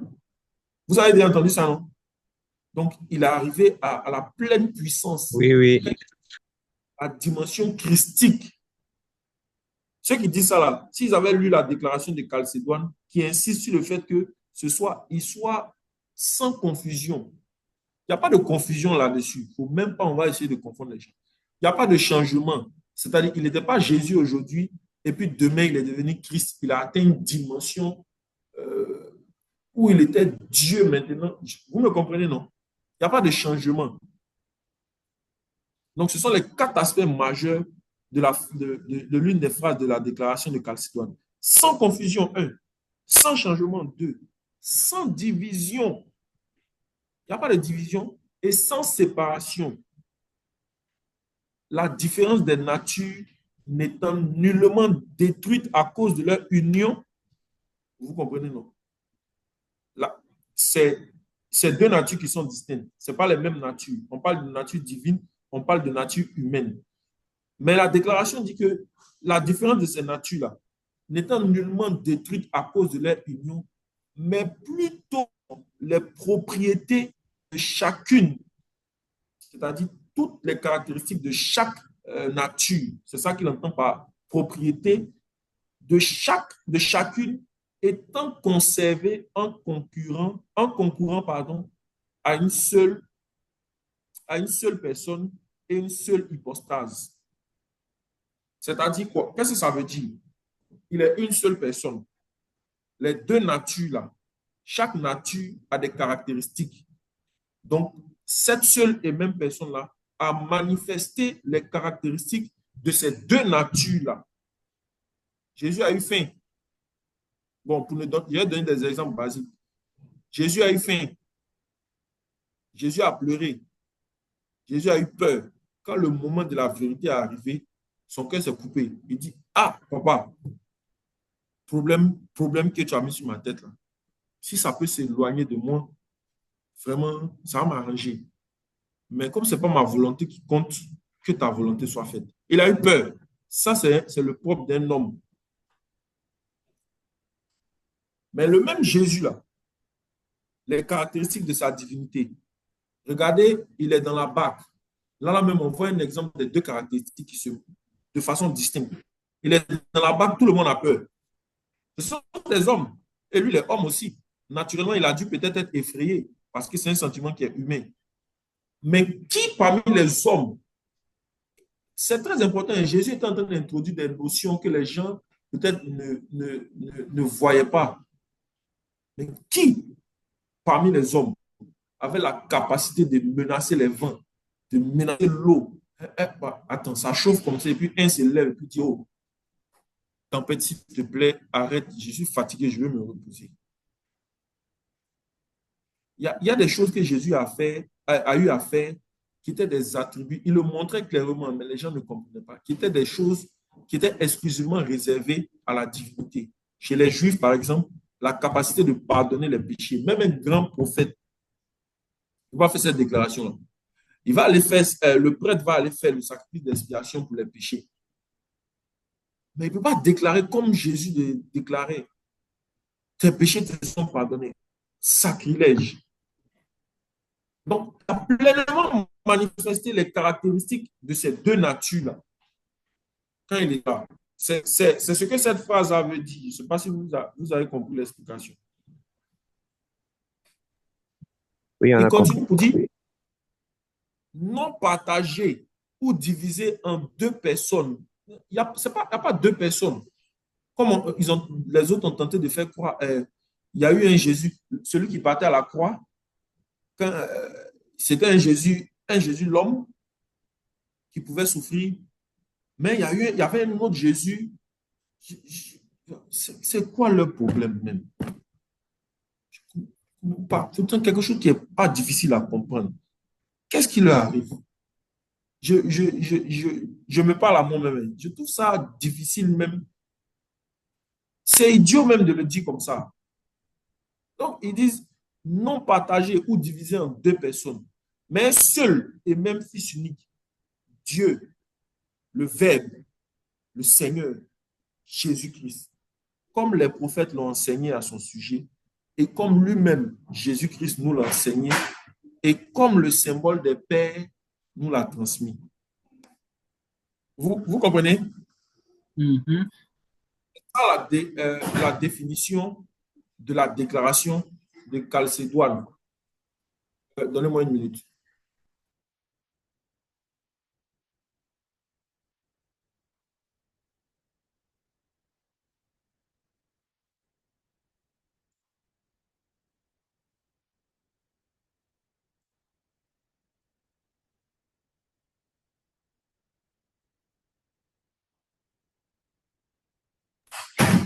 Oui, je suis là. Donc, c'est ça, en fait. Comme je vais l'ajouter dans le support de cours, bon, je ne sais pas s'il y a d'autres qui prenaient note, mais ce n'est pas tellement nécessaire. Vous l'aurez dans le support de cours. Donc, il y a des points clés. Il y a des points clés dans cette définition-là. Le premier point clé, c'est que Jésus-Christ, il est une seule personne, hypostase. Il est une seule personne. Mais il possède deux natures qui sont distinctes. Ça, la théologie chrétienne ou la christologie est intransigeante là-dessus. Quelqu'un qui enseigne que Christ, que Jésus, il est Jésus d'abord, et c'est à partir d'un certain moment qu'il atteint la dimension christique, il est en train en réalité de faire une séparation entre... C'est comme s'il y a deux Jésus. C'est faux. C'est faux. Le même Jésus qui prétendument aurait atteint la dimension christique, dès le départ même, bon, quand bien même là, je ne pense même pas qu'il y ait une dimension qui s'appelle dimension christique dans la théologie chrétienne. Ça vient d'ailleurs, mais je ne suis pas venu pour parler de ça. C'est le même. C'est le même. 100% homme, 100% Dieu. Depuis le jour où Marie a poussé, il est sorti, puis il a pleuré, comme tous les bébés pleurent. C'était déjà là. Et ce n'est pas à séparer. On ne peut pas séparer ces deux natures-là. On se comprend toujours, non?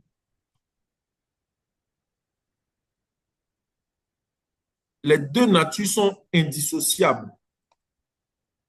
Donc, le deuxième point clé, ça dit ça. Les deux natures existent. Elles sont sans confusion, elles sont sans changement, sans division et sans séparation. Le troisième point clé, c'est que sa divinité est pleinement préservée et puis son humanité est totalement authentique. Ça, c'est pour répondre à ceux qui disent qu'un homme, à l'époque, les gens disaient aussi qu'un homme, s'il était authentiquement homme, il n'allait pas. Comment on peut dire qu'il a porté le poids de nos péchés? Ah, donc, la nature humaine là n'est pas trop authentique. Mais ça, c'est trop grave. Ils n'ont rien compris ils n'avaient rien compris au principe de l'incarnation. Donc, la définition va faire ressortir ce point clé-là. Sa divinité est pleinement préservée. Elle est intacte. Il est Dieu. Il est Dieu avant il est Dieu. La Bible dit que c'est par lui, pour lui que toutes choses ont été amenées à l'existence. Il est Dieu. C'est lui qui a fait tout. en même temps qu'il est Dieu 100%, sa nature humaine, là, elle est authentique. Elle ne peut pas être remise en cause. Ça, je vous suggère d'être intransigeant en tant que pasteur là-dessus.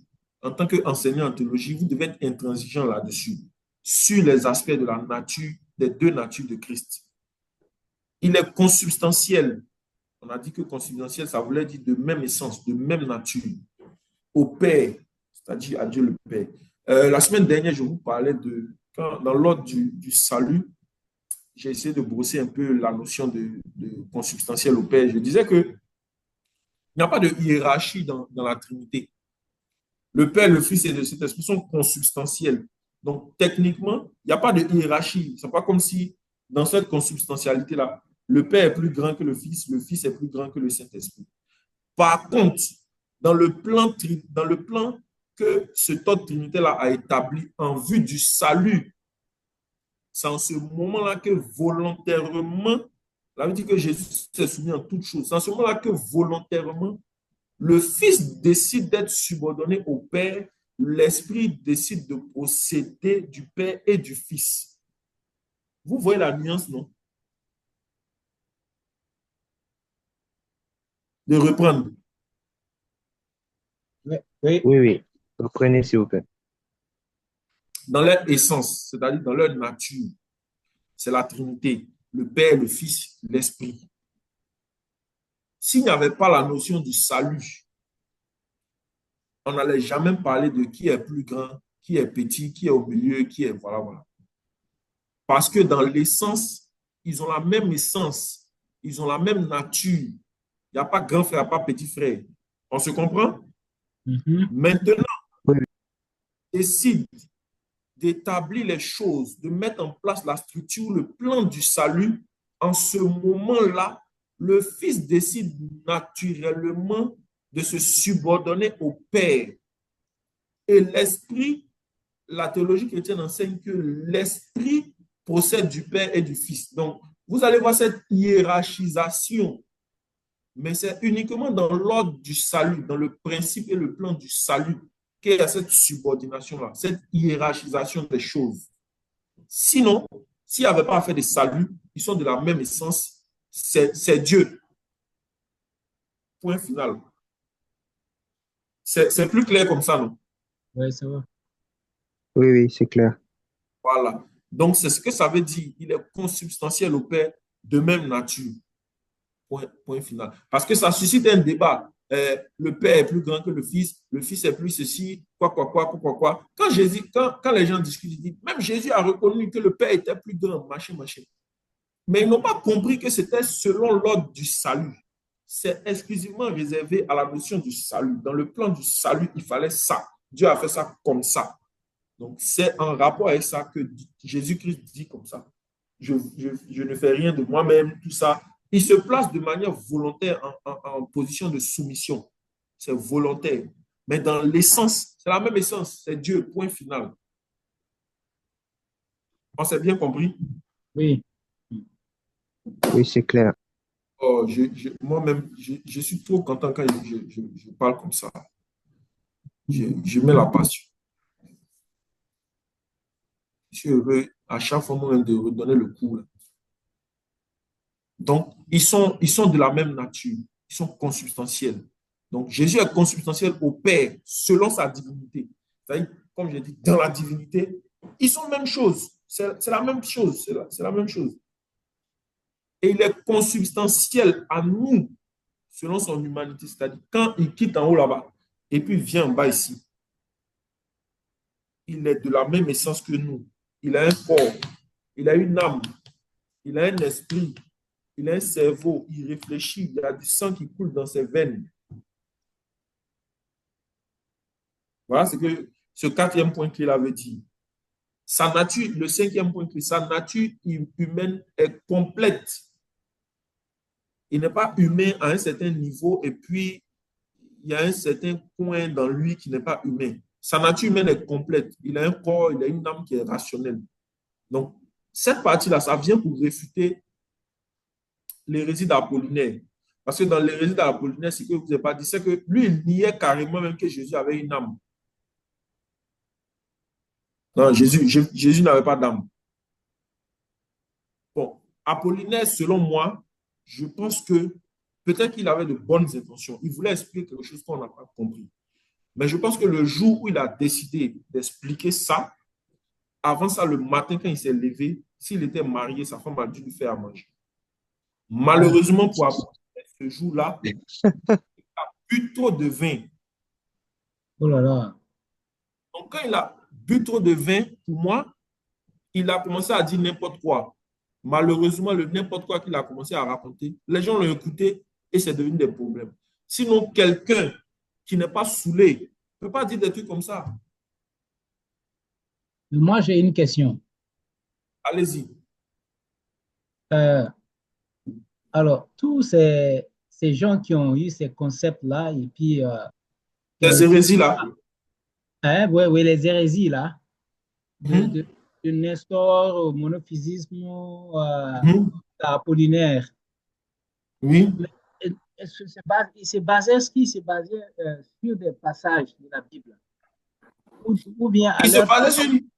ok. Oui, bien sûr.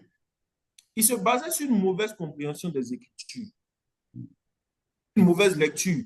Mais comme j'ai dit là, il y a pour certains, la Bible que vous connaissez, l'assemblage des lettres qu'on a aujourd'hui, n'était pas encore faite. Ok, voilà, ok. C'est pour ça que je dis qu'il y a d'autres, peut-être que ça partait d'une bonne intention, ils voulaient décrire des phénomènes, mais eux, tout ça à cette époque-là, ils se basaient sur le témoignage, comment on appelle, des pères apostoliques, Ok. des pères de l'Église, des lettres circulaires.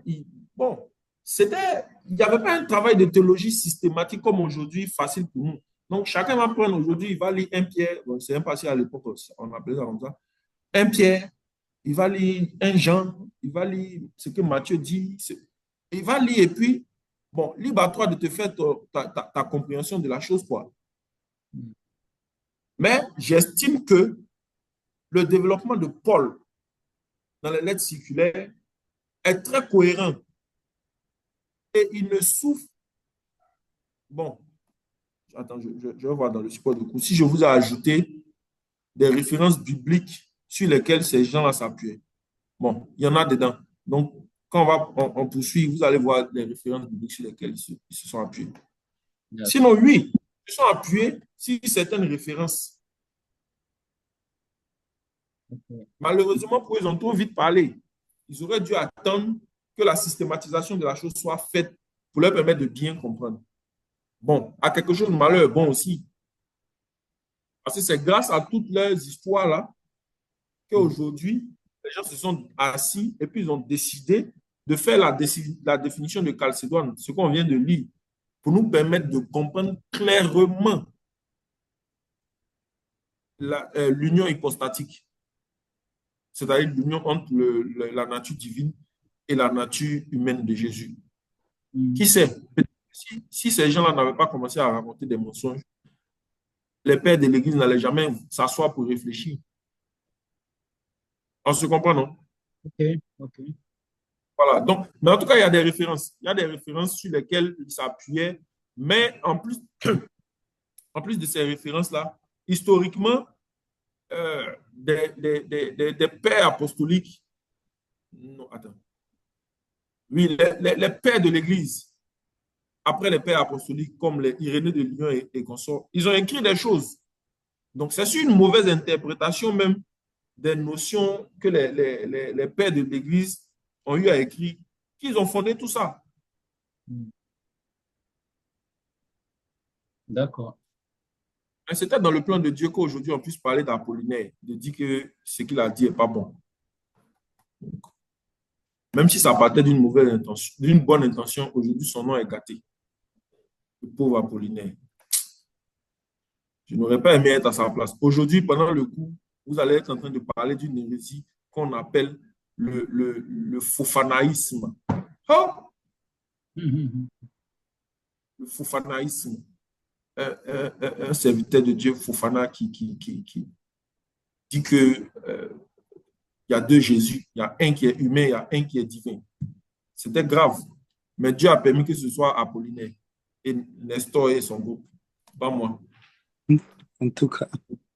Donc, vous voyez, on a posé les bases, les fondements de l'importance de notre étude. Tout ce qu'on a dit aujourd'hui là, on n'a même pas pu faire 2 sessions, on a fait une seule session. Donc, toute cette session-là avait pour but, je sais que peut-être, je ne sais pas si c'est pour tout le monde, mais je sais que ça suscite déjà l'engouement d'aller un peu plus loin dans l'étude de la christologie, pour bien comprendre. Parce que dans la session 2, là maintenant, on va commencer, là on a allé en surface. On a parlé des différentes hérésies, mais vous vous rendez compte qu'on n'a pas bien expliqué. On n'a même pas parlé de comment, au cours de ces conciles-là, quelles sont les décisions qui ont été prises pour répondre ou pour réfuter ces hérésies-là. On n'en a pas parlé.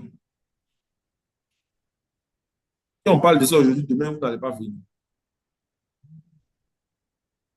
Donc, cette session-là a réussi, si vous voulez, à susciter en nous le désir d'approfondir, comme on dit là, notre compréhension, notre connaissance de la christologie et de voir même l'importance. Parce que ce n'est même pas une histoire d'études théologiques, d'enseignement. Nous-mêmes, en tant que chrétiens, c'est grave. Si autrefois, il y avait des chrétiens qui pouvaient croire en cela et aller jusqu'à penser et croire même qu'il y a 2 Jésus, il y a un qui est homme, il y a un qui est Dieu, on peut les séparer. Si on peut aller jusqu'à croire qu'il y a une dimension supérieure, c'est-à-dire qu'il y a le Jésus qui est homme, et puis c'est progressivement qu'il change, il devient Dieu, il atteint la superpuissance. Qui n'est pas trop âgé ici, qui regardait les mangas qu'on appelle Dragon Ball Z? Il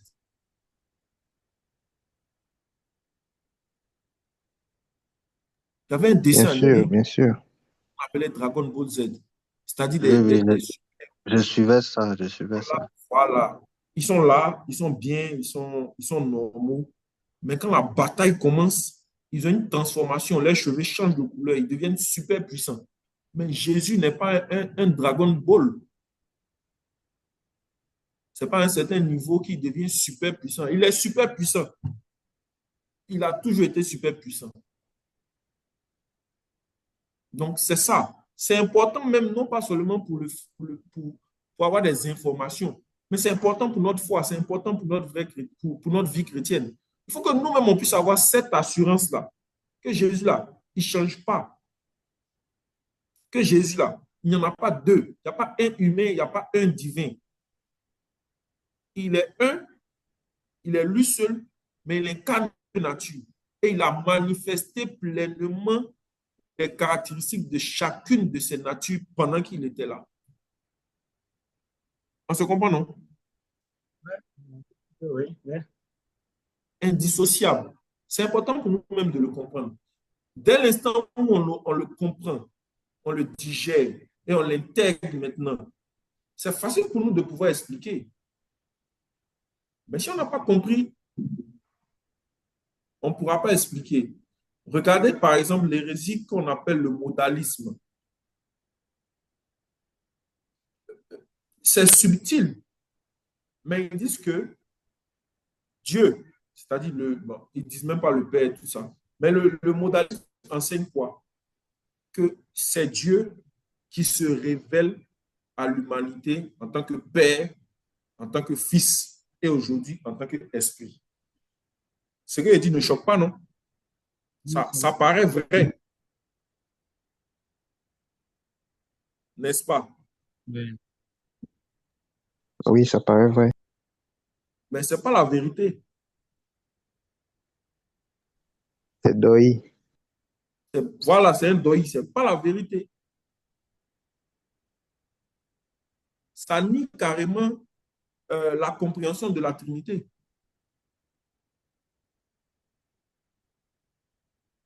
Le principe de l'incarnation même est bafoué. Il y a un problème avec ce truc-là aussi. Ça aussi, ça a été combattu. Si j'ai le temps ce soir, je vais intégrer ça dans le cours aussi. Ça pourra vous aider. Le modalisme, c'est une hérésie. Mais aujourd'hui, de toute façon, c'est subtil là. Une fois, mon mentor et père me disait, le docteur Bamboué me disait qu'il allait donner cours à l'institut, dans nos instituts à Assemblée de Dieu. Et puis, il a posé la question aux étudiants en rapport avec ça. il a fait cette déclaration comme si ça faisait partie du cours. Que vous voyez, Dieu s'est révélé. D'abord, le nom qu'il a pris, le premier nom qu'il a pris, c'est Yahweh en tant que Père. Ensuite, il s'est révélé, il a changé de nom, il est devenu Jésus. Maintenant, il change de nom, il devient le Saint-Esprit. Ça semble juste. Ça ressemble à la vérité. Et les étudiants ont commencé, ah oui, c'est maintenant on comprend. Ah oui, si, c'est vrai, c'est ça. Et puis après, il leur disait qu'en réalité, ce n'est pas la vérité. J'ai fait ça en fait pour que vous puissiez prendre conscience que vous n'êtes pas totalement sur la vérité. Et c'est des étudiants pasteurs, c'est des personnes qui sont censées avoir une vie chrétienne, qui connaissent au moins les bases de la vie chrétienne. C'est eux qui ont répondu comme ça. Donc, ça veut dire que ce n'est pas quelque chose à négliger, ou bien ce n'est pas quelque chose à mémoriser seulement pour avoir des aptitudes théologiques. Mais c'est quelque chose à intégrer même pour notre vie chrétienne. N'oubliez pas que vous l'avez vu en herméneutique, les présupposés herméneutiques, les présupposés théologiques, des choses que nous croyons connaître, des choses qui ont été intégrées depuis notre enfance par des personnes selon leur mauvaise compréhension. Et on a grandi, notre vie chrétienne a gravité autour de ces choses. Et il y en a beaucoup. Il y en a beaucoup. Il y en a beaucoup. Donc, c'est très important pour nous-mêmes, pour notre foi. C'est très important pour notre foi. Donc, si ces deux notions-là sont bien intégrées, important pour notre aptitude théologique, important pour notre foi, mais c'est fini. On peut aisément enseigner des gens, on peut aisément expliquer aux gens. Quand on va parler de la nature de l'incarnation, oh, il y a des gens qui, quand tu commences à leur parler de l'histoire, ils te disent, c'est pas possible. Il y a un gars que je vois sur les réseaux, un musulman. Il prend des textes et puis il pose des questions pièges à des chrétiens. Ça semble pertinent. Ça semble pertinent. Quand il dit, par exemple, c'est une question qui est très simple. Il dit, qui est Jésus? Le chrétien répond, Jésus est le Fils de Dieu, il est Dieu. Qui est le Père de Jésus? C'est Dieu. Qui est la mère de Jésus? C'est Marie. Donc Dieu a enceinté Marie. C'est comme ça, ça ce jeu de mots les joue. Et puis, quand c'est comme le chrétien est bloqué. Non, Dieu n'a pas enceinté Marie. Mais quand tu connais le principe de l'incarnation, quand il commence avec ces questions bêtes, tu gardes ton sang-froid et puis tu l'instruis. Parce que c'est comme un avocat qui vient discuter avec un médecin et puis veut utiliser les termes, les expressions rationnelles des avocats, des juristes pour pouvoir convaincre un médecin que voici. Moi, je ne mange pas de ce pain-là. Je leur dis, écoute, si tu veux parler de Jésus là, il faut comprendre toute la théologie chrétienne dans son ensemble. Nous, on a des principes que nous comprenons aisément. Si tu ne comprends pas, c'est que tu n'es pas fait pour comprendre. Nous comprenons aisément le principe de l'incarnation. Bon, déjà même le principe de la Trinité. Ils y voient toi Dieu. Nous, on ne voit pas toi Dieu. Nous, on voit un seul Dieu. Donc là même déjà, il y a un problème. Donc, comme je dis là, il faut comprendre ces choses pour pouvoir les expliquer. Et si vous n'êtes pas comme moi tenté de défendre la foi chrétienne, parce que moi, c'est quelque chose qui me passionne. J'ai le mensonge en horreur. Et il m'arrive de me battre. Quand je dis me battre, pas physiquement, mais avoir des échanges houleux autour de la vérité biblique. Ça, je ne rigole pas à ça. Donc, si vous êtes tenté de faire de votre cheval de bataille la restauration de la vérité biblique, mais en ce moment, vous devez comment dirais-je, vous devez connaître tous les contours de ces principes-là. L'incarnation. Quand quelqu'un va te dire comment Dieu qui est Dieu, il va quitter en haut là-bas, et puis il va venir sur la terre, il va venir chercher quoi ici. Ce sont des questions terre à terre comme ça qui semblent banales, mais ce sont des questions souvent pour répondre. Nous, on va tituber. On ne peut pas répondre. Il faut savoir. C'est important. maîtriser le principe de l'incarnation. Comment ça s'est passé? Ça a commencé comment? Quelles sont les implications aujourd'hui? Quels sont les fondements bibliques de l'incarnation? Tout ça, il faut connaître. C'est très important. Je sais, je suis conscient que vous avez certainement euh, une formation de base. D'autres ont déjà fait des écoles pastorales, des instituts bibliques et théologiques, tout ça.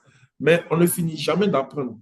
Peut-être que les notions que nous allons développer vont venir enrichir ce que vous savez déjà. Donc, je vous exhorte, s'il vous plaît, quand je vais vous envoyer le support là, lisez, faites vos propres recherches. Les références bibliques que j'ai notées dans le support, lisez, comprenez et mettez ça à la lumière de, comment dirais-je, faites un parallèle entre ces références bibliques et la théologie. Les deux ne se contredisent pas. Vous allez voir que la vérité sera facile à avaler. Donc, pour la première session qui avait pour but de nous mettre l'eau à la bouche, je pense que c'est ce que je pouvais dire. Aujourd'hui, il n'y a pas eu trop de questions. Hein. Est-ce à dire que personne n'a compris bien? Aujourd'hui, c'était plus fluide. On s'est bien compris. Non, c'était très fluide aujourd'hui. Pardon, on s'est bien compris. La digestion était bien. C'est sur l'aspect de soteriologie, surtout sur le principe de la régénération. C'est difficile. Vous n'avez pas accepté. C'est compliqué. C'est Gridem, monsieur. C'est Grudem. Merci, c'est pas moi. Moi, c'est pas moi. Moi, je suis Fofana. C'est Grudem. Je ne sais même pas s'il est encore vivant. Donc, je ne sais pas si on peut l'appeler. Mais c'est Grudem. Donc, c'est un peu ça. C'était vraiment, on est arrivé à la fin de l'heure. C'était vraiment pour nous mettre l'eau à la bouche. Qui n'a pas l'eau à la bouche? Qui ne veut pas continuer? Soyons honnêtes. Celui qui ne veut pas continuer, qui ouvre son micro et qui me dise. Paul, tu vas continuer.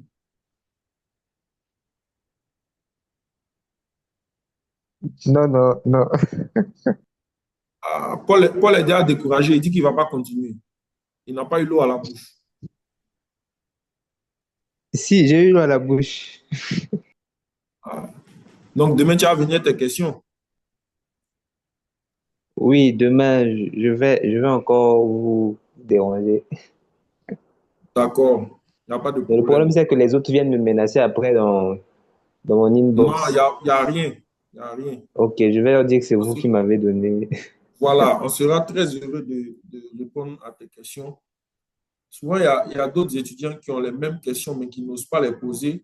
Donc, en répondant à tes questions, en réalité, nous sommes, comment on appelle ça? Nous sommes en train de répondre à tout le monde. Donc, chers délégués, Yes.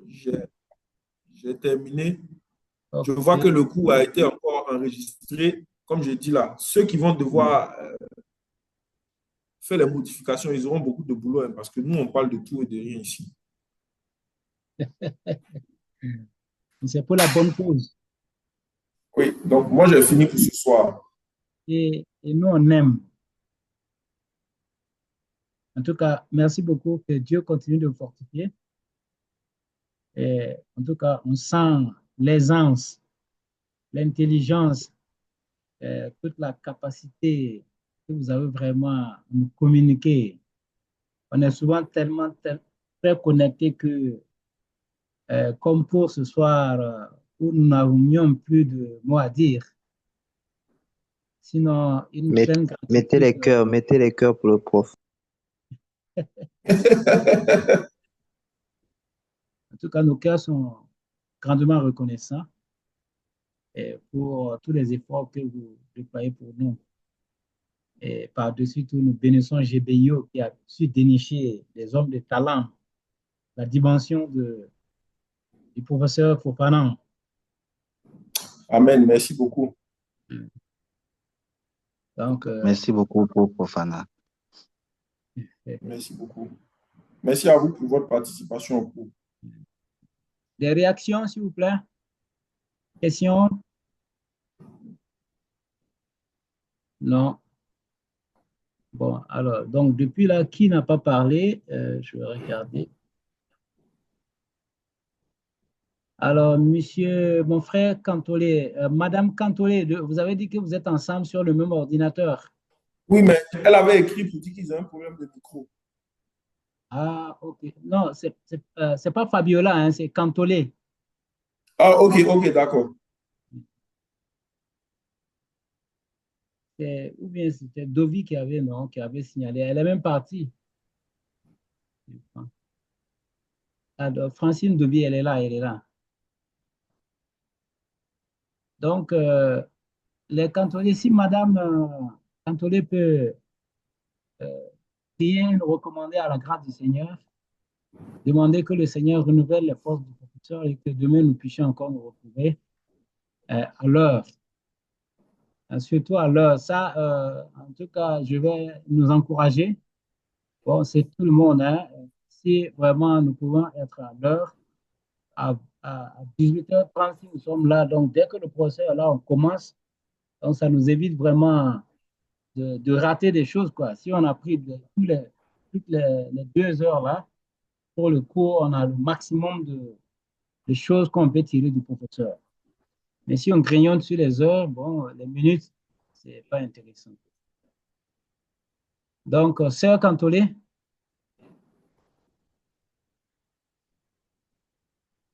Elle dit qu'elle a un problème de micro. bon, certainement. Bon, dans ce cas, Madame Sanfo à Guératou,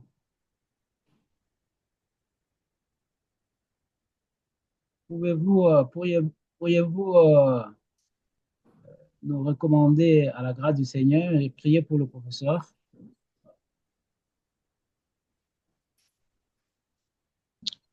Ok, prions. Excellent Père de grâce, sois béni, sois loué, sois magnifié. Nous sommes reconnaissants pour ce que tu as fait pour nous. Oui, ces instants que nous avons partagés avec notre professeur, tu nous as encore appris de nouvelles choses, tu nous as équipés à nouveau, tu nous as permis de mieux comprendre encore pour ne pas commettre des erreurs, Seigneur Jésus. Merci pour cette grande grâce. Merci de ce que, Seigneur, tu donnes à chacun de bien mémoriser ce qu'on a reçu ce soir. Que le Saint-Esprit nous aide, nous conduise à mener ton œuvre avec vérité et sincérité. Nous te confions le professeur également. Merci de ce que tu le oins davantage, tu renouvelles ses forces, tu le bénis, Seigneur, tu étends ses limites. Donne-lui, Seigneur, la force de nous donner les enseignements demain encore pour la seule gloire de ton Saint-Nom. Sois béni, sois loué, sois magnifié, Papa, au nom de Jésus. Amen. Amen. Merci beaucoup. Amen. Amen. On se dit à demain. Merci. Le Bonne soirée. meilleur cours.